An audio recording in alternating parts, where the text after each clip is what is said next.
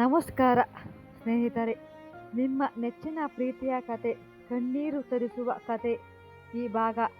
ಒಲವೇ ಸಿಂಧೂರಾಗೆ ಮತ್ತೊಮ್ಮೆ ಸ್ವಾಗತ ಸುಸ್ವಾಗತ. ಕಳೆದ ಭಾಗದಲ್ಲಿ ಏನಾಯ್ತು ನೆನಪಿದೆಯಾ?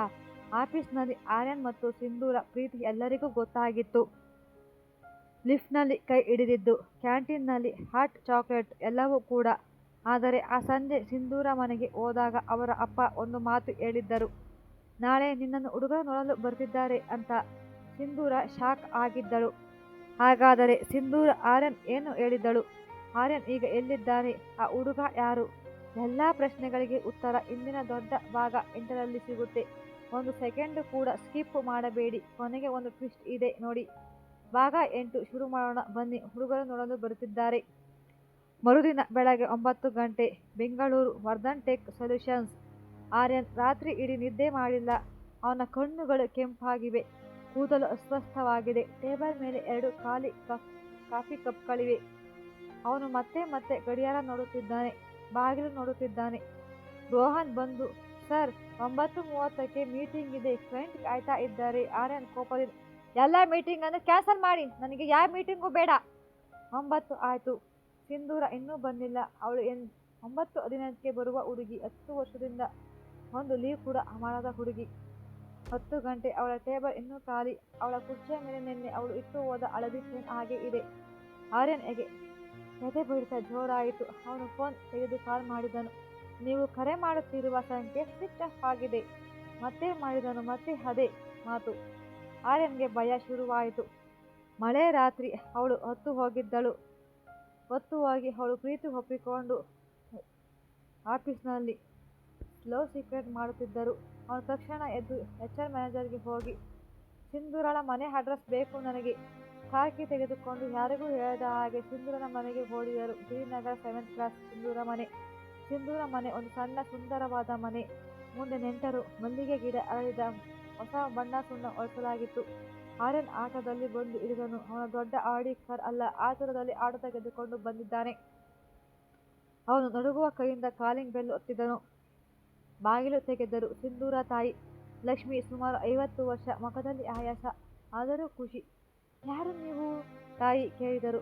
ಆಂಟಿ, ನಾನು ಸಿಂಧೂರ ಆಫೀಸ್ನಿಂದ, ಆರ್ಯನ್ ಅವಳ ಬಾಸ್. ಹೆಸರು ಕೇಳಿದ ತಕ್ಷಣ ತಾಯಿಯ ಮುಖದ ದೊಡ್ಡ ನಗು.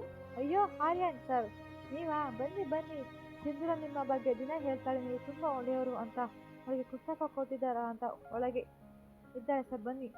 ಆರ್ಯನ್ ಒಳಗೆ ಬಂದನು. ಮನೆಯಲ್ಲಿ ಸಂಭ್ರಮ. ಹೊಸ ಬೆಡ್ಶೀಟ್, ಹಾಲ್ನಲ್ಲಿ ಹೊಸ ಹೂ, ಅಡುಗೆ ಮನೆಯಿಂದ ಹೋಳಿಗೆ ವಾಸನೆ. ಸೋಫಾ ಮೇಲೆ ಒಂದು ದೊಡ್ಡ ಫೋಟೋ ಆಲ್ಬಮ್ ಇದೆ. ಏನಾದರೂ ವಿಶೇಷನ ಆಂಟಿ ಮನೆಯಲ್ಲಿ? ಆರ್ಯನ್ ಕೇಳಿದನು ಧ್ವನಿಗೊತ್ತಾ. ತಾಯಿ ಒಂದು ದೊಡ್ಡ ಸುದ್ದಿ ಹೇಳಿದಳು. ಅದು ಆರ್ಯನ್ ಎದೆಗೆ ಗುಂಡು ಹೊಡೆದ ಹಾಗೆ ಆಯಿತು. ಹೌದು ಸರ್, ವಿಶೇಷ. ನಾಳೆ ಬೆಳಗ್ಗೆ 10 ಗಂಟೆಗೆ ಸಿಂಧೂರ ನೋಡಲು ಹುಡುಗ ಕಡೆಯರು ಬರ್ತಿದ್ದಾರೆ. ಹುಡುಗ ಅಮೆರಿಕ ಸೆಟಲ್ಡ್ ಇಂಜಿನಿಯರ್, 1 ಕೋಟಿ ಸಂಬಳ. ಸಿಂಧೂರ ಅಪ್ಪನ ಹಳೆಯ ಸ್ನೇಹಿತ, ಅವರ ಮಗ. ಆರ್ಯನ್ ಕುಳಿತಿದ್ದ ಪ್ಲಾಸ್ಟಿಕ್ ಕುರ್ಚ್ ಅಲುಗಾಡಿತು. ಕಿವಿಯಲ್ಲಿ ಕುಯ್ ಅಂತ ಶಬ್ದ. ಓ, ಒಪ್ಪಿದ್ದಳ ಸಿಂಧೂರ? ಮದುವೆಗೆ ಒಪ್ಪಿದ್ದಳಾ ಅಂತ ತೊಳೆದಿದ್ದನು. ಹೌದು ಸರ್, ಮೊದಲು ಒಪ್ಪಲಿಲ್ಲ. ನಿನ್ನೆ ರಾತ್ರಿ ಅಪ್ಪ ಜೋರಾಗಿ ಬೈದರು. ಕೊನೆಗೆ ಅವಳು ಅಪ್ಪ ಅಮ್ಮ ಇಷ್ಟದ ಹಾಗೆ ಅಂತ ಒಪ್ಪಿದಳು. ಪ್ರೇಮದ ಮೇಲೆ ನಂಬಿಕೆ ಇಲ್ಲ. ಅಷ್ಟರಲ್ಲಿ ಹೊರಗೆ ಬೆಡ್ರೂಮಿನಿಂದ ಬಾಗಿಲು ತೆಗೆಯಿತು. ಸಿಂಧೂರ ಹೊರಗೆ ಬಂದಳು. ಅವಳು ನಿನ್ನೆ ಹಾಕಿದ ಅದೇ ಹಳದಿ ಚೂಡಿದಾರ್ನಲ್ಲೇ ಇದ್ದಾಳೆ. ಆದರೆ ಮುಖವೆಲ್ಲ ಬಾಡಿದೆ. ಕಣ್ಣುಗಳು ಮತ್ತು ಕೆಂಪಾಗಿ ಊದಿಕೊಂಡಿವೆ. ಕೂದಲು ಕಟ್ಟಿಲ್ಲ. ಆರ್ಯನ್ ಅನ್ನು ನೋಡಿದ ತಕ್ಷಣ ಅವಳ ಕಣ್ಣಲ್ಲಿ ನೀರು ತುಂಬಿಕೊಂಡಿತ್ತು. ಕೈ ನಡುಗುತ್ತಿತ್ತು. ತಾಯಿ, ನೋಡು ಸಿಂಧು, ಯಾರು ಬಂದಿದ್ದಾರೆ ಅಂತ. ನಿನ್ನ ಬಾಸ್. ಸಿಂಧೂರ ಕೋಪದಿಂದ ನೋವಿನಿಂದ ನೀವು ಯಾಕೆ ಬಂದಿರಿ ಇಲ್ಲಿಗೆ? ಯಾರು ಕರೆದಿದ್ದರು ನಿಮ್ಮನ್ನ? ಪ್ಲೀಸ್ ಹೋಗಿ ಇಲ್ಲಿಂದ, ನನ್ನ ಬಿಟ್ಟು ಪ್ಲೀಸ್ ಹೋಗಿ ಬಿಡಿ ಸರ್. ತಾಯಿ ಶಾಕ್. ಏ ಸಿಂಧು, ಹೇಗೆಲ್ಲ ಮಾತಾಡ್ತಿದ್ದೀಯಾ? ಅವರು ದೊಡ್ಡವರು. ಅಮ್ಮ, ನೀನು ಸುಮ್ಮನಿರು. ಸರ್, ದಯವಿಟ್ಟು ಹೋಗಿ, ನಮ್ಮ ಮನೆಗೆ ಬರಬೇಡಿ. ಆರ್ಯನ್ ಏನೂ ಅರ್ಥವಾಗಲಿಲ್ಲ. ಮೊನ್ನೆ ರಾತ್ರಿ ಅವಳು ಪ್ರೀತಿಗೆ ಒಪ್ಪಿದ್ದಳು. ನಿನ್ನೆಲ್ಲ ಆಫೀಸಲ್ಲಿ ಅಂತ ಚೆನ್ನಾಗಿದ್ದ, ಹೀಗೇನಾಯ್ತು ಇವಳಿಗೆ ಅಂತ ಕನ್ಫ್ಯೂಸ್ ಆದನು. ನಿನ್ನೆ ರಾತ್ರಿ ಏನೂ ನಡೆಯಲಿಲ್ಲ. ನಾನು ಎಲ್ಲವನ್ನೂ ಮರೆತು ಬಿಟ್ಟಿದ್ದೀನಿ ಬಾಸ್, ಅಷ್ಟೇ. ಮದುವೆ ಒಪ್ಪಿದ್ದೀನಿ. ನನ್ನ ಜೀವನ. ಪ್ರತಿ ಮಾತು ಚಾಕುವಿನಂತೆ. ಆರ್ಯನ್ ತಲೆ ತಗ್ಗಿಸಿದನು. ಕಣ್ಣಲ್ಲಿ ನೀರು ಬರದ ಹಾಗೆ ತೆರೆದುಕೊಂಡನು. ಎದ್ದು ನಿಂತನು. ಹೋಗುವಾಗ ಸಿಂಧೂರ ಅವನ ಹತ್ತಿರ ಬಂದು ತಾಯಿಗೆ ಕಾಣದ ಹಾಗೆ ಅವನ ಕೈಗೆ ಒಂದು ಚಿಕ್ಕ ಮಡಿಸಿದ ಬಿಳಿ ಲೆಟರನ್ನು ಕೊಟ್ಟಿದ್ದ. ಪುಸ್ತಕದ ಬ್ಯಾಗ್, ಒಂದು ಪುಟ್ಟ ಹಳದಿ ಕೀಚೆಯನ್ನು ಕೊಟ್ಟಿದ್ದಳು. ಯಾರಿಗೂ ಕೇಳಿಸದ ಹಾಗೆ ಪಿಸುಗುಟ್ಟಿದಳು. ಕ್ಷಮಿಸಿ, ಅದನ್ನು ಓದಬೇಡಿ, ಮನೆಯಲ್ಲಿ ಹೋಗಿ ಓದಿ ದಯವಿಟ್ಟು. ಆರ್ಯನ್ ಹೊರಗೆ ಬಂದು ಆಟೋ ಹತ್ತಲಿಲ್ಲ.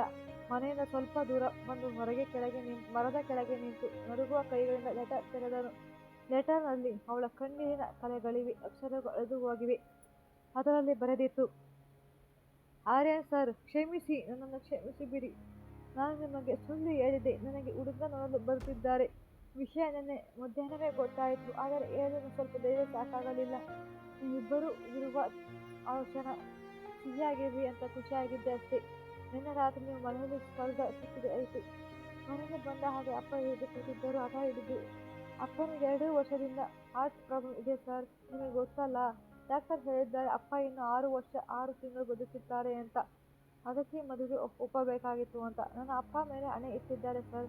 ನೀನು ಅಮೆರಿಕ ಹುಡುಗನ ಒಪ್ಪದಿದ್ದರೆ ನಾನು ಮಾತ್ರೆ ನುಂಗಲ್ಲ, ತೆಗೆದುಕೊಳ್ಳುವುದಿಲ್ಲ ಮತ್ತು ಸತ್ತು ಹೋಗ್ತೀನಿ ಅಂತ. ಅಮ್ಮ ದಿನ ಅಳ್ತಿದ್ದಾಳೆ. ನನಗೆ ಏನು ಮಾಡಬೇಕೆಂದು ಗೊತ್ತಾಗಲಿಲ್ಲ ಸರ್. ನಿಮ್ಮನ್ನು ಪ್ರೀತಿಸಿದ್ದೀನಿ, ನಿಜವಾಗೂ ಪ್ರೀತಿಸಿದ್ದೀನಿ. ಆದರೆ ಸಾಯಲು ಬಿಡಲು ಆಗುತ್ತಿಲ್ಲ. ನನ್ನ ಕಟ್ಟಿಕೊಳ್ಳು ಪ್ಲೀಸ್. ನಿಮ್ಮ ಪ್ರೀತಿಯ ಸಿಂಧೂರ. ಲೆಟರಲ್ಲಿ ಹರಿದು ಹೋಗಿತ್ತು. ಆರ್ಯನ್ ಆ ಲೆಟರಲ್ಲಿ ಎದೆಗೆ ಅಪ್ಪಿಕೊಂಡು ಆ ಮರದ ಕೆಳಗೆ ನಿಂತು ಮಕ್ಕಳ ಹಾಗೆ ಜೋರಾಗಿ ಅತ್ತನಯ್ಯೋ. ಆ ಲೆಟರ್ ಮೇಲೆ ಅವನ ಕಣ್ಣೀರು ಜೊತೆ ಸೇರಿತ್ತು. ಇಂದಿನಿಂದ ಅವನ ಫೋನ್ ರಿಂಗ್ ಆಗ್ತಿದೆ. ರೋಹನ್ ಕಾಲೇಜ್. ಗಾಢವಾದ ಪ್ರೀತಿಯ ನಡುವೆ ಅಪ್ಪನ ಹಣೆ ಬಂದು ಕಡೆ ಅಪ್ಪನ ಜೀವ, ಇನ್ನೊಂದು ಕಡೆ ಆರ್ಯನ್ ಪ್ರೀತಿ. ಈಗ ಆರ್ಯನ್ ಏನು ಮಾಡ್ತಾನೆ? ತನ್ನ ಪ್ರೀತಿಯ ಬಿಟ್ಟು ಕೊಡುತ್ತಾನ ಅಥವಾ ಅಪ್ಪ ಹಣೆಯನ್ನು ಮುರಿದು ಸಿಂಧೂರಳ ಕರೆದುಕೊಂಡು ಹೋಗುತ್ತಾನ? ಮತ್ತು ಒಂದು ದೊಡ್ಡ ಟ್ವಿಸ್ಟ್, ಆ ಲೆಟರ್ ಇಂದ ಹಿಂಭಾಗದಲ್ಲಿ ಸಿಂಧೂರ ಇನ್ನೊಂದು ಸಾಲು ಬರೆದಿದ್ದಳು. ಅದನ್ನು ಆರ್ಯನ್ ನೋಡಿಲ್ಲ.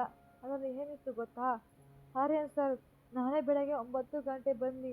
ಹುಡುಗ ಬರೋಕ್ಕೂ ಮುಂಚೆ ನನ್ನ ಕರೆದುಕೊಂಡು ಹೋಗಿ, ಇಲ್ಲಾದರೆ ನಾನು ಸತ್ತು ಹೋಗ್ತೀನಿ. ಆರ್ಯನ್ ಆ ಸಾಲನ್ನು ನೋಡ್ತಾನ. ನಾಳೆ ಬೆಳಗ್ಗೆ 9 ಗಂಟೆಗೆ ಬರ್ತಾನ. ಸೀರಿಯಲ್ ನಾಳೆಯ ಭಾಗ. ಹುಡುಗ ಬಂದ ದಿನ ಆರ್ಯನ್ ಬಾಗಿಲಲ್ಲಿ. ಒಂದು ತಪ್ಪದೆ ನೋಡಿ, ನಾಳೆ ಸಂಜೆ 6 ಗಂಟೆಗೆ. ಈ ಕತೆ ನಿಮಗೆ ಹೃದಯಕ್ಕೆ ತಾಗಿದ್ದರೆ ಒಂದು ಲೈಕ್ ಮಾಡಿ. ನಿಮ್ಮ ಅನಿಸಿಕೆಯನ್ನು ಕಮೆಂಟ್ನಲ್ಲಿ ತಿಳಿಸಿ. ಅಪ್ಪನಿಗಾಗಿ ಪ್ರೀತಿ ಬಿಡಬೇಕಾ ಅಥವಾ ಬೇಡ ಅಂತ ಹೇಳಿ. ಈ ಹೃದಯಸ್ಪರ್ಶಿ ಕತೆ ನಿಮಗೆ ಇಷ್ಟ ಆಗಿದ್ದರೆ ದಯವಿಟ್ಟು ಒಂದು ಲೈಕ್ ಕೊಡುವ ಮುಖಾಂತರ, ಶೇರ್ ಮಾಡುವ ಮುಖಾಂತರ ನಮ್ಮನ್ನು ಪ್ರೋತ್ಸಾಹಿಸಿ. ಇಂತಹದೇ ಹೃದಯಸ್ಪರ್ಶಿ ಕಥೆಗಳು ನಿಮಗೆ ತಲುಪುತ್ತವೆ. ದಯವಿಟ್ಟು ಮೇಘನಾ ಕಥಾಲೋಕ ಗುಬ್ಬಿ ಚಾನಲ್ ಸಬ್ಸ್ಕ್ರೈಬ್ ಮಾಡಿಕೊಂಡು ಪಕ್ಕದಲ್ಲಿರುವ ಬೆಲ್ ಐಕಾನ್ ಒತ್ತಿ.